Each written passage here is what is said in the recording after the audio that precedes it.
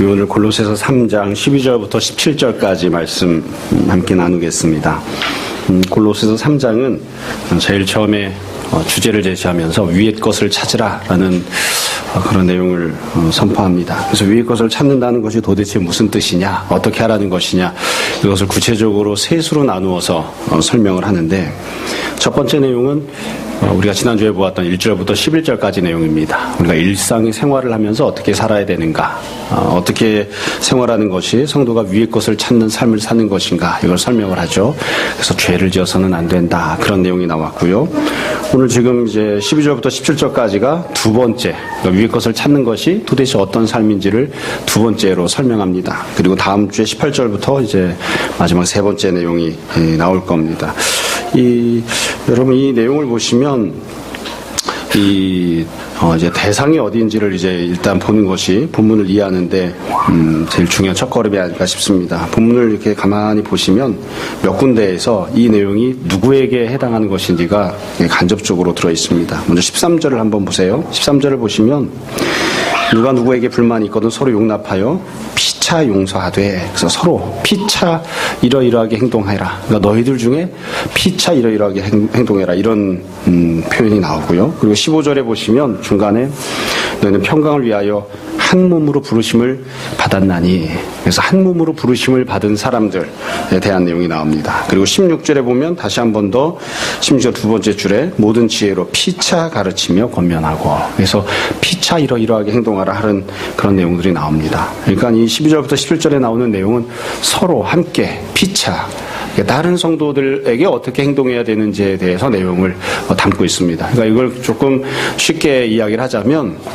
일반 세상에서 어떻게 행동해야 되는가 이런 내용이 아니라 교회에서 성도들이 함께 모여서 생활을 할 때, 교회에서 신앙생활을 할 때에 다른 성도들에게 어떻게 행동해야 되는가, 다른 성도는 나에게, 나는 다른 성도들에게 피차 어떻게 행동하고 어떤 일들을 하는 것이 위의 것을 찾는 것인가에 대해서 설명을 하고 있는 겁니다. 그러니까 지금 내용은 교회 생활에 대한 것입니다. 앞부분에서는 일상생활에 대한 것이었다면 지금은 이제 교회 생활과 관련해서, 그리고 아까 처음에 말씀드렸지만 다음 주에 볼 것은 가정생활에 대한 것입니다. 그러니까 성도가 생활을 하는 것을 이제 크게 보면 세 수로 나누어서 지금 이야기를 하는 거죠. 지난주에 본 것처럼 일반적인 생활, 두 번째는 신앙생활, 그리고 세 번째는 가정생활. 이 세 가지 부분에서 어떻게 하는 것이 위의 것을 찾는 것인지를 이제 설명을 하는 것입니다. 지금은 이제 교회에 대한 내용인데, 아마 예전보다는 요즘은 일반적인 경향에 있어서 교회를 중시하는 그런 정도가 조금 많이 약해지지 않았나 싶기는 합니다. 사실 목회자들은 늘 고민이, 또 생각하는 것이 어떻게 하면 교회가 더 좋은 교회가 되고 또 아름다운 교회가 되고 하나님이 기뻐하시는 그런 교회가 될 것인가, 이제 이런 것들을 늘 고민을 하죠. 또 성도들도 그냥 우리가 이제 함께 더불어 신앙생활을 하고 있으니까 내가 출석하고 내가 함께 예배드리는 이 교회가 어떻게 하면 주님이 기뻐하시는 교회가 될 것인가, 이 부분에 대해서 늘 생각하는 그런 모습들이죠. 우리들이 이것들을 다시 한번 잘 또 교회에 대한 갈망을 가지고 무엇이 바람직한 교회인지 무엇이 좋은 교회인지에 대해서 다시 한번 좀 더 생각해보고 했으면 좋겠습니다. 우선 대상이 교회라고 하는 것을 먼저 말씀드렸고요. 그러면 어떻게 하는 것이, 구체적으로 어떻게 하는 것이 위의 것을 찾는 것인가. 12절부터 17절까지 내용이 한 글자도 빼놓을 것 없이 다 좋은 내용들입니다. 먼저 12절을 보세요. 12절에 보면 그러므로 너희는 하나님이 택하신 사람들, 거룩한 사람들, 사랑받는 자처럼 긍휼과 자비와 겸손과 온유와 오래 참음을 옷 입고, 여기 보면 옷 입고라고 하는 표현이 맨 마지막에 나왔죠. 그건 헬라 성경에서 맨 앞에 나옵니다. 그러니까 앞에 나왔던 것과 똑같아요. 옷을 갈아입어라. 너희가 예수님 믿고 구원받아서 새로운 피조물이 되었기 때문에 하나님의 자녀가 되었죠. 그러니까 본질은 다 하나님의 자녀로 변화를 받았습니다. 그러나 아직도 세상적인 옷을 입고 있는 모습들이 있다. 그래서 신앙생활을 하면서도, 교회에서 함께 신앙생활하는 모습에 있어서도 여지껏 신앙생활하던 것과는 다른 모습으로 옷을 갈아입어라. 여지껏과는 다른 모습으로 그렇게 신앙생활을 해야 된다는 거예요. 이런 내용이 나오는 이유는 간단해요. 성도들이 교회에 모여서 신앙생활함에도 불구하고 예전에 불신자일 때 세상에서 행동하던 것과 똑같은 패턴, 똑같은 방식으로 교회에 모여서도 행동하는 때들이 있기 때문이죠. 그러니까 그렇게 하지 말고 옷을 갈아입어라. 그래서 옷을 갈아입어야 하는 내용들을 쭉 설명을 했는데 12절에 보면 다 좋은 내용이죠. 두 번째 줄에 보세요. 긍휼과 자비와 겸손과 온유와 오래 참음으로 옷을 갈아입으라. 여기 보면 나오는 내용들이 쭉 있는데 이 내용들은 다 좋은 내용들이에요. 그리고 중요한 특징이 있는데 앞에서 일상생활과 관련된 내용을 이야기할 때는 옷을 갈아입으라고 명령하면서 죄를 짓지 마라 그렇게 했습니다. 굉장히 부정적이고 소극적인 가장 기본적인 명령을 했는데 지금 교회와 관련된 내용은 조금 다르게 명령을 해요. 죄를 짓지 마라 이런 정도가 아니라 긍휼이 있는 삶, 자비를 베푸는 삶, 겸손하고 온유하고 오래 참음을 실천하는 그런 신앙생활을 하라고 그렇게 권면을 합니다. 그러니까 교회에서 신앙생활할 때는 기준이 조금 높은 거죠. 성도가 일상생활할 때에 만약에 한 70점 정도 하면 된다 이렇게 이야기한다면 교회에서는 90점 정도 이렇게 신앙생활해야 된다 이렇게 이야기를 하는 거예요. 미리 말씀을 드리지만 여기에서 이렇게 이야기하고 있는 이거보다 다음번에 가정과 관련된 내용에서는 기준이 조금 더 올라갑니다. 그래서 위의 것을 찾는다고 하는 것은 어떻게 사는 것이냐? 결국은 해답은 똑같아요. 여기 나오는 모든 내용들이 다 이 땅에 속해 있는 것이 아니라 하늘에 속해 있는 것이거든요. 천국에 속해 있는 것이고 천국에서 내려오는 것들이에요. 그래서 천국에서 생활하는 것처럼 이 땅에서도 생활하라는 것이고, 그래서 천국의 모습을 성도들에게 찍어놓고 천국의 모습을 교회에 찍어놓고 천국의 모습을 가정에 찍어놓은 거예요.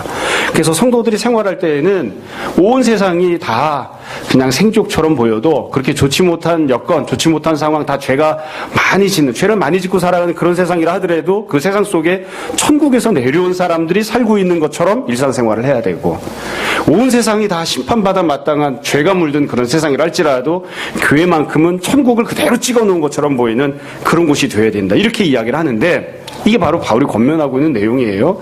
근데 그 기준에 있어서 세상에서 생활하는 것은 천국의 모습을 한 60%쯤 닮았다고 한다면 교회 모습은 한 90%쯤 천국의 모습을 닮은 그런 곳이 되어야 된다라고 이야기를 하고 있는 겁니다. 다시 말씀드립니다. 가정은 조금 더 기준이 올라갑니다. 가정은 조금 더 천국과 비슷한 곳이 되어야 된다라고 이야기를 해요.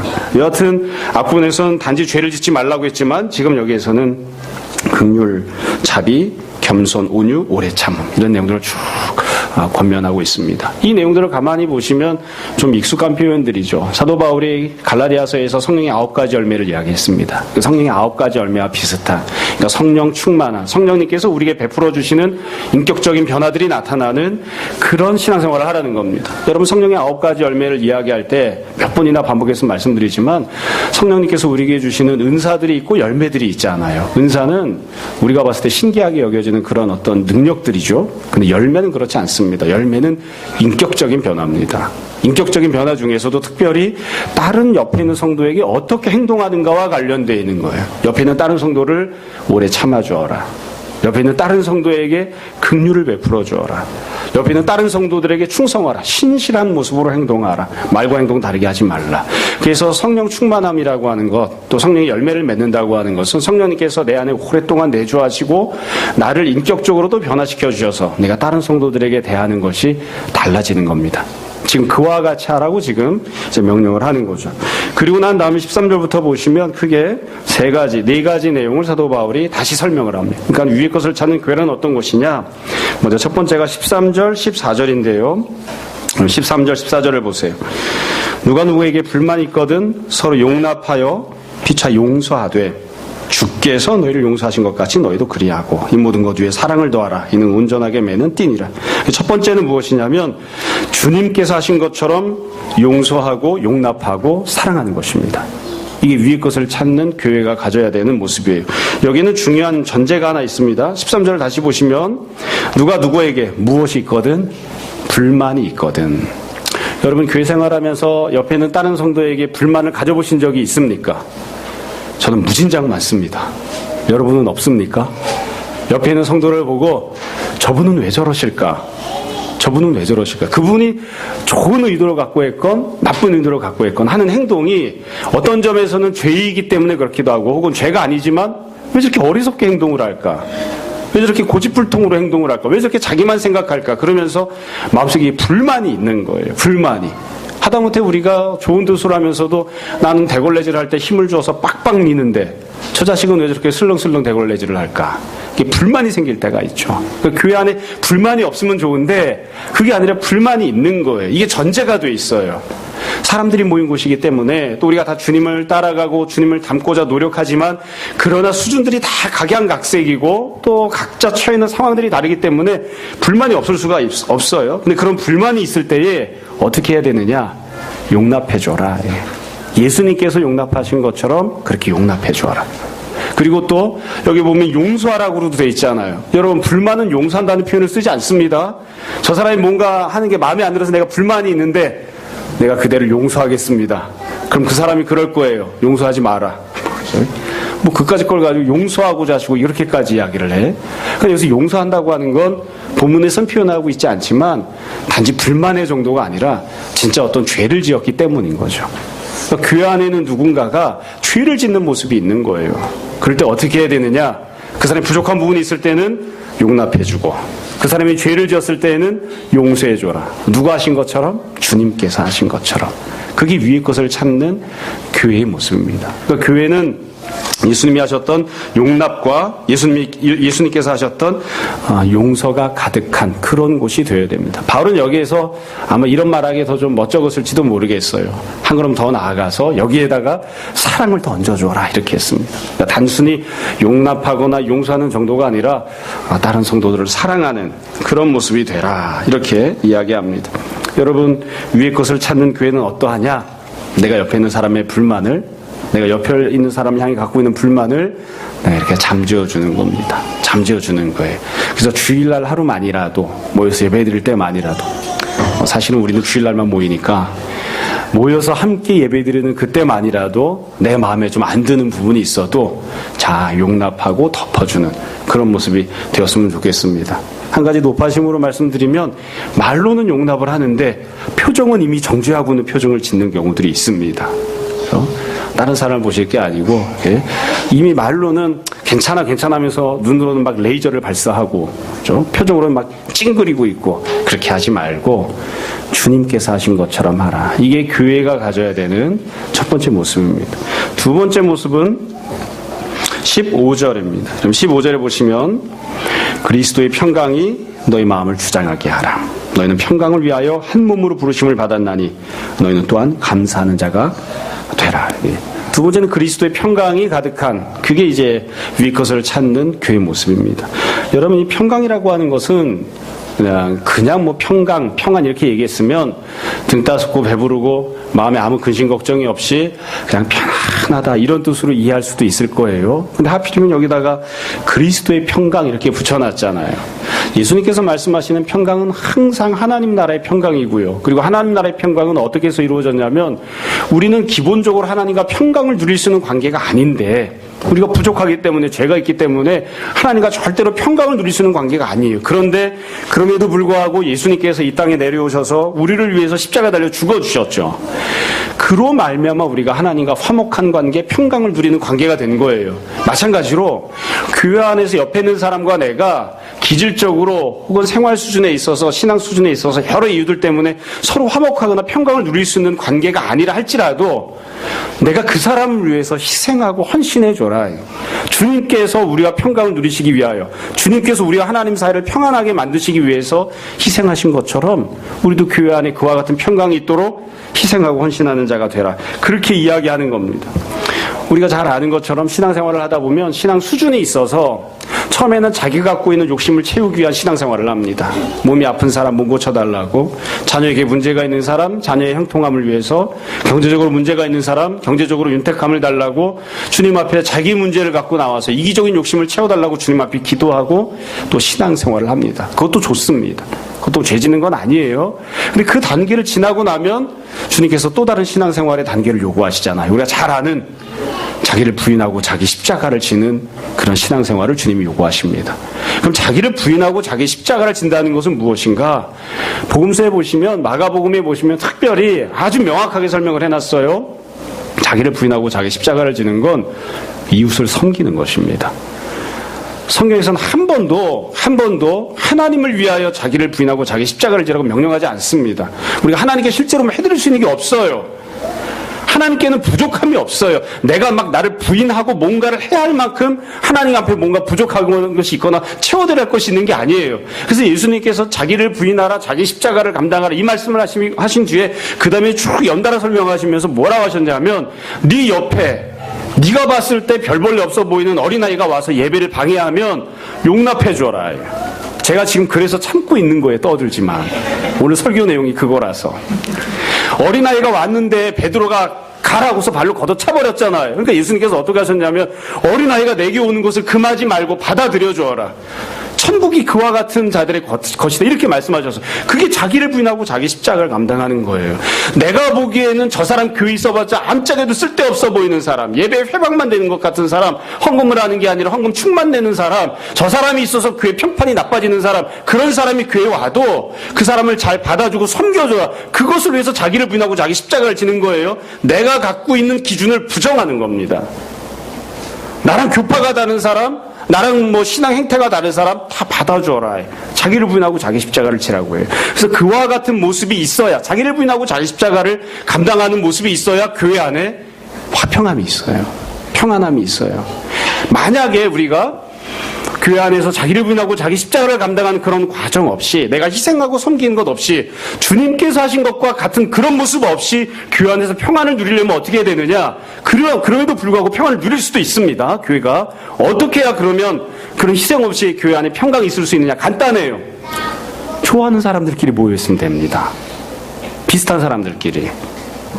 소득 수준이 비슷하고, 교육 수준이 비슷하고, 생긴 것도 비슷하고, 그리고 취향도 비슷하고, 그런 사람들끼리 모여서 아무 문제가 안 되면, 그러면 희생하지 않아도 평강을 누릴 수 있을 수도 있어요. 조용한 걸 좋아하는 분들이 함께 모여 있거나, 시끄러운 걸 좋아하는 사람들이 함께 모여 있거나, 노인분들만 함께 있거나, 애들만 함께 있거나, 아니면 여의도 사는 사람들끼리만 있거나, 30평짜리 아파트 사는 사람들끼리만 있거나, 그러면 다른 사람을 배려하거나 다른 사람을 위해서 희생하는 것 없이 평강을 누릴 수도 있어요. 물론 그래도 싸우기도 하더라고요. 경상남도파, 경상북도파 이렇게 싸우기도 하더라고요. 근데 교회 안에서 참 교회가 위의 것을 찾는 그런 교회가 되려면 그리스도의 평강이 있어야 되고, 그 그리스도의 평강이 있으려면 희생을 해야 됩니다. 옆에 있는 사람을 배려해 줘야 됩니다. 좀 시끄러워도 참고, 그렇죠?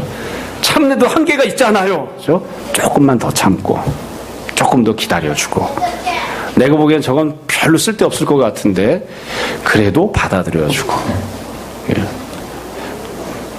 두 번째 내용입니다. 그리스도의 평강이 우리 마음을 주장하게 하라. 여러분, 이렇게 옆에 있는 사람을 배려하고 참아주다 보면 막 참느라 힘들어 죽겠어요. 막 짜증이 나 죽겠어요. 이게 아니라 주님께서 은혜를 주셔서 옆에 있는 사람을 배려하는데도 내 마음에 평안이 있습니다. 그런 은혜를 주님께서 주실 겁니다. 그런 모습이 가득한 교회. 이게 두 번째로 교회가 갖춰야 될 모습입니다. 세 번째는 16절입니다. 그럼 16절을 보시면 그리스도의 말씀이 너희 속에 풍성히 거하여 모든 지혜로 피차 가르치며 권면하고 시와 찬송과 신령한 노래를 부르며 감사하는 마음으로 하나님을 찬양하고. 여기 보면 16절에 그리스도의 말씀이 가득 차 있는 풍성한 것이 바로 위의 것을 찾는 교회가 되어야 할 모습이라고 그렇게 설명을 합니다. 이것도 어려운 내용이 아니에요. 교회는 뭐 하는 것이냐? 예수님 믿는 것이죠. 그러니까 교회에서 가르치는 내용도 예수님의 말씀이어야 합니다. 우리가 구약 성경을 읽다 보면 조금 납득하기 어려운 그런 사건들이나 부분들이 종종 나오곤 합니다. 특별히 이 룻기를 이렇게 읽다 보면, 이것도 전에 이제 우리가 룻기 설명하거나 설교할 때 몇 번이나 말씀드린 적이 있어요. 불행하게도 나오미가 자기도 과부가 되고 며느리였던 룻도 과부가 되잖아요. 그래서 빈털터리로 고향으로 돌아옵니다. 돌아왔더니만 참 감사하게도 부인이 있었는지 없었는지 모르지만 나이 많은 늙은 보아스가 혼자 지내고 있잖아요. 그래서 나오미가 자기 며느리였던 룻에게 권면을 합니다. 야, 내가 너한테 해줄 것은 없고 저 보아스랑 네가 결혼을 해서 새로 가정을 꾸리는 것만이 좋은 것 같은데 어떻게 해야 되느냐. 그래서 여러 가지로 권면을 해주죠. 근데 권면을 해줬던 내용 중에 처음에는 옳게 권면을 잘 해주죠. 보아스가 있는 그 땅에 가서 곡식 걷어들이고 살아라. 옳게 권면을 해주다가 나중에 타작할 때가 되니까 이 시어머니가 며느리에게 뭐라고 권면합니까? 야, 가면 타작마당에 밭에 보아스가 혼자 잘 테니까 가서 이불 발치를 들고 너도 거기 들어가라. 이렇게. 이게 올바른 권면입니까? 절대로 해서는 안 되는 권면입니다. 그러니까 이 자기 나름대로는 그게 며느리에게 좋은 것이라고 생각해서 권면하지만 결국 보아스랑 결혼을 시켜야 되니까. 그래서 보아스랑 결혼을 시키기 위해서 자기 딴에 쥐어짠 머리가 뭐냐면 하나님께서 정하신 방법에 합당한 것을 권하는 게 아니라 세상적인 방식을 권하는 거예요. 일단 가서 잠자리를 하고 그러면 보아스가 책임지겠지. 가서 사건을 벌여라 이거예요. 일단 사고를 쳐라 이렇게 지금 권한 거거든요. 결코 따라서는 안 되는 행동이고 그렇게 해서도 안 되는 권면을 한 거예요. 입장을 바꿔놓고 여러분 생각해 보세요. 종종 어떤 분들은 이 나오미가 했던 권면이 좋은 권면이라고 생각하는 분들도 있어요. 내가 딸이 있는데 꼭 결혼시키고 싶은 남자가 있어요. 그래서 딸에게 가서 무슨 수를 써서라도 그 남자랑 잠을 자고 와라. 이렇게 권면할 내용입니까? 이게 성도가? 결코 그렇지 않아요. 그러니까 이 성경 안에도 보면 세상적인 가르침, 세상적인 방식, 세상적인 지혜를 마치 그게 합당한 것이 그냥 가르치는 경우들이 있다고요. 교회 왔습니다. 어려움을 갖고 있는 사람이 교회 왔어요. 몸이 아픈 사람이 교회 왔어요. 혹은 마음에 위로가 필요한 사람이 교회 왔어요. 여하튼 누군가가 교회 왔으면 무엇을 듣고 돌아가야 됩니까? 말씀을 듣고 돌아가야 돼요. 말씀을. 예수님이 주시는 말씀을 듣고 말씀 안에서 권면을 받고 또 내 생각, 내 고집, 내 형편대로 생각하는 것이 아니라 과연 하나님께서는 무엇을 원하시는가? 어떤 것이 주님이 기뻐하시는 길인가? 이것을 고민하고 여기에 대한 해답을 말씀 안에서 찾고 돌아가야 되는데 와가지고 교회 안에 와서는 무엇이 가장 돈이 많이 남는 방법인가? 무엇이 가장 세상에서 성공하는 길인가? 이런 것들에 대한 이야기를 듣고 돌아가면 결코 옳지 않다는 거죠. 그러니까 위의 것을 찾는 교회란 무엇이냐면 지극히 당연하지만 모든 일들에 대해서 모든 상황들에 대해서 예수님의 말씀으로 가르치는 말씀이 가득한 그런 교회가 되는 거예요. 뿐만 아니라 여기 보면 바울이 참 세밀하게 권면해놨어요. 심지어 두 번째 줄에 보시면 모든 지혜로 피차 가르치며 권면하라 이렇게 되어 있죠. 여러분 이게 바울은 그냥 이렇게 명령을 했어요. 피차 가르치라, 피차 권면하라 명령을 했는데 이것도 마찬가지로 중간 과정을 생략한 거예요. 중간에 여러 내용들이 전제가 되어 있어요. 뭐냐면 여러분 우리가 이것도 간단하게 알 수 있어요. 일상생활에서. 만약에 초등학교 3학년 아이가 더하기 빼기 곱하기 나누기를 한다고 치면 옆에 있는 사람이 가르쳐줘라. 가르쳐주면 좋잖아요. 근데 옆에 있던 엄마가 혹은 다른 형이 저도 곱하기 나누기 못합니다. 그럼 못 가르치죠. 그러니까 가르치고 권면한다고 하는 말엔 뭐가 전제되어 있냐면 그렇게 할 수 있을 만큼 신앙 수준이 올라와 있다는 게 전제가 되어 있어요. 예수님께서 제자들을 파송하실 때에도 첫 번째 파송과 마지막 파송이 다릅니다. 처음에 제자들을 파송하실 때는 어떻게 파송하셨냐면 가서 첫 번째로 귀신 쫓아내고 두 번째 아픈 자들을 병을 고쳐주고 세 번째 주님이 오셨다고 선포하고 네 번째 돌아와라. 처음에 예수님이 제자들을 파송하실 때는 가서 기적을 행하거나 말씀을 선포하고 그래서 돌아오는 거예요. 그냥 돌아오는 거예요. 그들의 영혼을 책임지지 않아요. 그냥 돌아오기만 하면 돼요. 귀신 쫓아내는 거 아니면 병 고치는 거 전도하는 거 이건 초짜배기도 합니다. 신앙생활이 막 수준이 어마어마하게 높이 올라가야만 하는 게 아니에요. 은사를 받는 거 그거는 그냥 초짜배기도 하나님 은사를 주세요. 그냥 할 수 있어요. 그러나 말씀을 가르치는 거 말씀으로 권면하는 건 신앙생활을 오래 하고 신앙 수준이 올라가고 그래서 내가 예수님이 무엇을 원하시는지 무엇이 주님의 뜻인지 잘 분별하는 말씀에 대한 지식과 지혜가 성장한 사람이 되어야 이거 할 수 있는 거예요. 주님께서 제자들을 마지막으로 파송하실 땐 그렇게 말씀하시잖아요. 첫 번째 파송과 다르게 말씀하시죠. 내가 너희들을 보내니까 불신자들에게 복음을 증거해서 성부와 성자와 성령 이름으로 세례를 주고 또 내가 너희들에게 가르쳤던 모든 것들을 그 사람들에게도 가르쳐주고 그 사람들이 그렇게 순종하고 살 수 있게끔 잘 돌봐줘라. 그 두 번째로 마지막으로 파송하실 때에는 처음 파송하실 때랑 달라요. 처음 파송하실 때는 가서 기적을 행하고 그냥 돌아오면 되지만 나중에 제자들이 3년 동안 주님과 동고동락하고 수준이 올라간 다음에 주님이 제자들 파송하실 때는 가서 가르치는 자가 되라고 그렇게 명령하신다고요. 그러니까 지금 바울이 교회가 도대체 어떤 교회가 되어야 위의 것을 찾느냐? 서로 말씀으로 피차 가르치고 권면하라. 다르게 뒤집어서 이야기하면 뭐냐면 교회 안에 주님을 사랑하고 주님의 말씀을 잘 알고 있는 신앙적으로 성숙한 성도들이 많이 있는 거예요. 그래서 교회에 가면 무엇이 주님의 뜻인지를 듣고 배울 수 있는 기회들이 있는 거죠. 그와 같은 교회가 되라. 그와 같은 교회가 되라. 이게 지금 세 번째로 이야기한 것입니다. 그러니까 우리가 이 세 번째 말씀에 순종하려면 우리가 주님의 뜻을 잘 알아야 되고 하나님의 말씀을 잘 아는 자들이 되어야 됩니다. 그러니까 아름다운 교회, 온전한 교회는 그런 사람들이 풍성하게 있는 그런 교회인 거죠. 마지막 네 번째입니다. 17절입니다. 또 무엇을 하든지 말에나 일에나 다 주 예수의 이름으로 하고 그를 힘입어 하나님 아버지께 감사하라. 여기 보시면 이 네 번째 명령은 그냥 총괄적인 명령인 것 같아요. 앞에 다 얘기했잖아요. 처음에 예수 그리스도의 용납, 용서, 사랑. 두 번째는 예수 그리스도의 평강. 세 번째는 예수 그리스도의 말씀. 그리고 지금 네 번째는 무슨 일을 하든지, 무슨 말을 하든지 다 예수님의 이름으로 하라. 이건 뭐 어려운 내용이 아닌 것 같아요. 교회 안에서 무언가를 할 때에는 내가 생각하는 것, 내가 말하는 것, 내가 행동하는 것을 예수님 옆에다 딱 세워놔 보라고요. 이게 어울리는가. 우리는 뭐 교회 차량이 있어도 교회 딱지를 안 붙여놓고 다니잖아요. 우리 동기 목사님들을 다 목회하실 때 보면 봉고차를 사면 거기다 교회 이름을 탁 박아놓는다고요. 저 옆면에다 뒷면에다가 무슨 교회 탁 이렇게 써놓잖아요. 그럼 불법 유턴이 안 돼요. 불법 유턴을 하려고 하면 참 어려워요, 이게 마음이. 왜 그러냐면 내가 유턴하면 그냥 저긴데, 그죠? 친구 목사님 언제가 그러시더라고요. 한번 불법 유턴을 했어요. 급하니까 경찰이 잡았어요. 하필이면. 그래서 경찰이 그러더래요. 주님 불법 유턴하셨습니다. 지금 주님께서 불법 유턴하셨습니다 하고 딱지 끄는 거예요. 그러니까 어떤 행동을 했을 때에 그게 과연 예수 그리스도 이름이 합당한가? 요즘 막 난리를 치고 있죠. 이재롱 목사 때문에 난리를 치고 있는데 이게 도대체 목사라고 불러야 되는지도 잘 모르겠어요. 저는 지저분해가지고 뉴스 내용을 보지도 않았어요. 이게 도대체가 간음을 행하는 것, 횡령을 하는 것, 사기를 치는 것, 도박을 하는 것 이런 것들을 예수 그리스도 옆에다 세워놓으면 이게 합당하냐? 삼척동자도 안다고요. 그거 합당하지 않다 그건. 그건 예수님의 이름으로 할 수 있는 일이 아니다. 세상 천지 어떤 놈이 예수님의 이름으로 간음을 합니까? 어떤 놈이 예수님의 이름으로 도박을 합니까? 어떤 놈이 세상에 예수님의 이름을 가지고 예수의 이름으로 라스베가스에 가서 이거 내리고 하고 이렇게 합니까? 그럼 그렇게 할 수가 없어요. 어울리지가 않잖아요. 하지 마라. 예수 그리스도 이름으로 할 수 있는 게 아니면 하지 마라.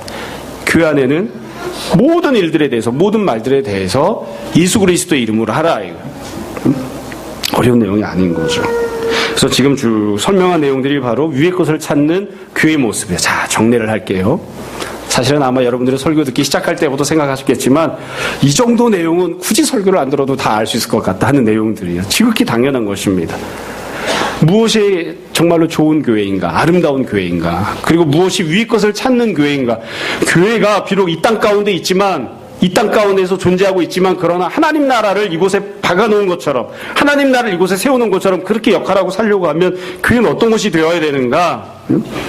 아주 간단해요. 12절부터 17절까지 나오는 내용들은 구체적인 내용들도 중요하지만 그냥 크게 보자면 성령 충만하여 성령 열매가 가득 나타나는 교회, 예수 그리스도의 용서와 사랑이 가득한 교회, 예수 그리스도의 평안이 가득한 교회, 예수 그리스도의 말씀이 가득한 교회. 그래서 위에서 보나 아래에서 보나 옆에서 보나 무엇을 하거나 다 예수 그리스도만이 가득 차 있는 그런 모습이 바로 교회의 모습이 되어야 하는 것이죠.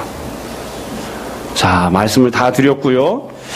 반복해서 설명하고 설교하는 것이기는 하지만 다시 정리해서 한 서너 가지 다시 말씀드리겠습니다. 우리가 꼭 기억해야 되는 내용을 첫 번째로, 길지 않습니다. 오늘 내용을 다시 정리해서 말씀드리는 거예요. 첫 번째로 본문을 가만히 잘 보시면 바울이 위의 것을 찾는 교회와 관련된 이야기를 하면서 단 한 번도 교회의 제도나 교회의 건물이나 교회의 재정이나 교회 시스템에 대해서 말하지 않았습니다. 다 무엇에 대한 내용이냐면 성도가 어떻게 행동하는가와 관련된 내용입니다.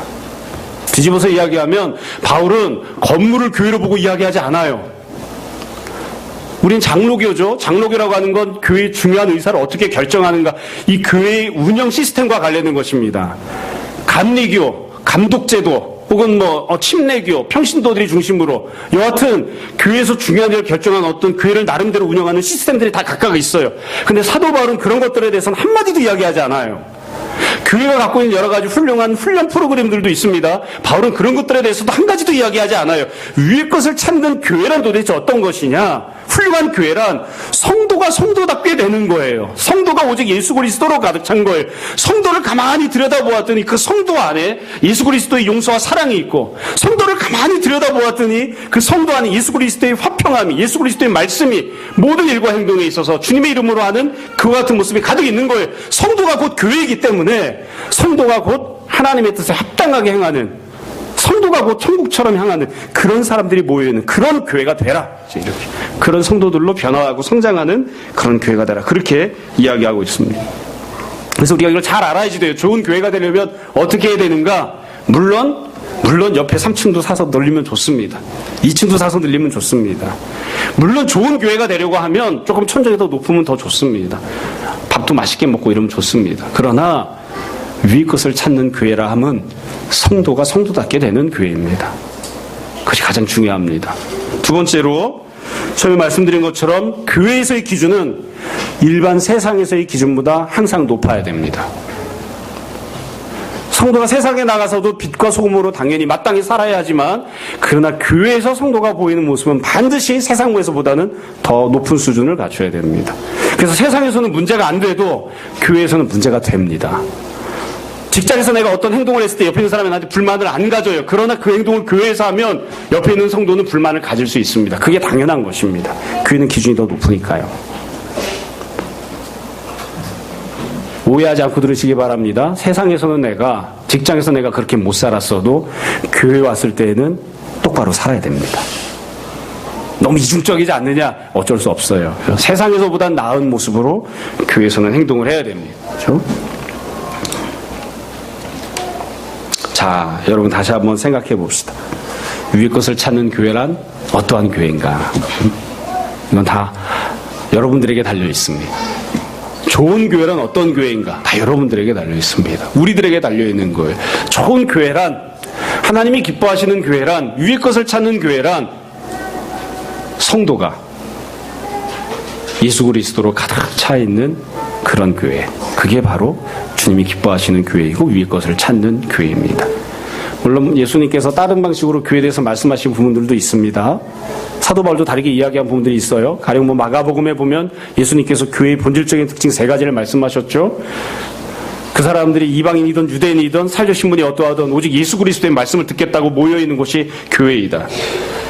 영적인 그런 능력이 있어서 사탄과 마귀와 죽음의 권세로부터 성도들을 건져내고 자유함과 해방과 회복을 주는 것이 교회다. 성도들이 다 함께 영적인 가족됨을 누리는 것이 교회다. 이게 주님이 말씀하신 내용이에요. 근데 지금 사도 바울이 이야기하는 건 좀 다른 측면에서 이야기를 합니다. 성도들이 다 그리스도로 가득한 사람들이 되어서, 그래서 피차 용납하고, 그래서 피차 찬양하고, 그래서 피차 말씀으로 권면하는 그것이 위의 것을 찾는 교회이다. 우리가 다 이와 같은 모습의 성도들이 되어지고 또 우리 교회가 그런 아름다운 교회가 되었으면 좋겠습니다.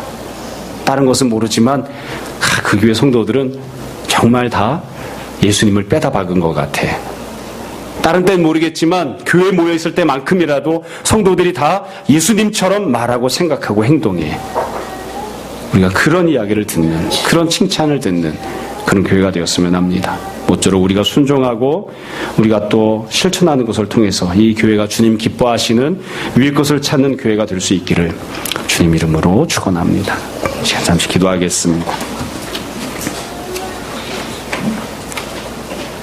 오늘 말씀을 정돈해 보십시오. 이 시간 우리 함께 회개와 결단에 기도합시다.